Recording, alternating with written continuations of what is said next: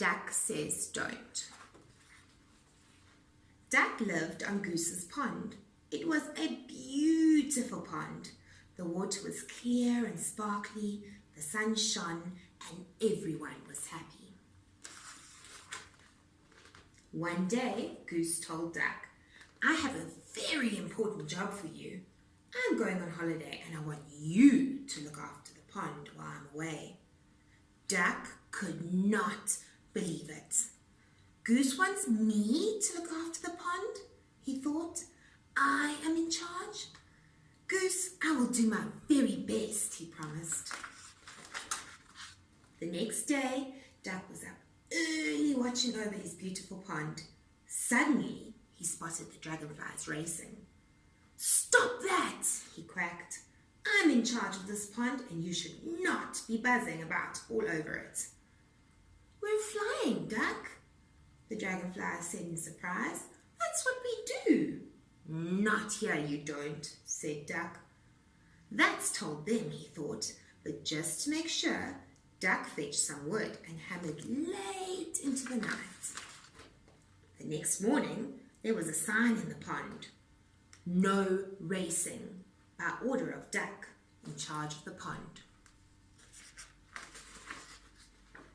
Later that day, Duck saw Kingfisher fishing. "Hey," he shouted, "stop that! Fishing is not allowed here." "Then where can I fish?" said Kingfisher sadly. "Somewhere else," snapped Duck, and he waddled off with his bottom in the air. He fetched more wood and got busy with another sign. "No fishing. Duck's rule must be obeyed." Duck was just having a little nap when the frogs dived into the water. Splash! "Frogs!" Duck yelled. "What do you think you're doing? Diving is forbidden." "Forbidden?" said the frogs angrily. "Says who?" "Says me," snapped Duck. Duck in charge of the pond, so get out of it right now." Soon there were signs up everywhere. "No diving. Diving is strictly forbidden because Duck says so.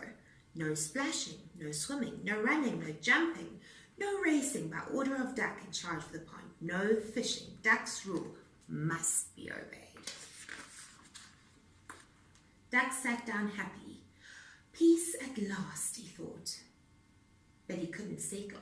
He looked at his perfect pond. The sun was shining, the air was still, and there was not a splash, buzz, or plop to be heard. In fact, there was nothing to be heard. It was much too quiet. "Where is everyone?" wailed Duck. "What have I done?" He jumped up in a panic and flew off to find his friends. As Duck reached the meadow, he saw them playing together. "This is fun," buzzed the dragonflies. "No bossy Duck to tell us what to do," croaked the frogs. A tear fell down Duck's cheek.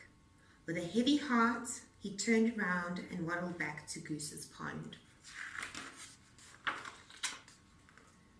The friends were snoozing in the afternoon sun when they heard hammering coming from the pond. "Can you believe it?" muttered the frogs. "That Duck is putting up more signs." The banging went on deep into the night. The next morning, there was an enormous sign in the meadow. "Duck is very, very sorry. Please come back. This message is for the dragonflies, frogs, and Kingfisher. From Duck." When the friends arrived at Goose's ponds, they saw other signs too. "Racing welcome, free fishing rods, new diving board, running, jumping, swimming, and splashing aloud." "Silly Duck," chirped Kingfisher. "We've missed you, even though you're very bossy," chuckled the frogs. When Goose came back from holiday, she said, "Duck, you've done a grand job. I'll leave you in charge next time."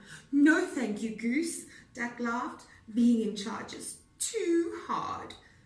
And from that day on, Goose's pond was the happiest pond in the world, and Duck never said another bossy word.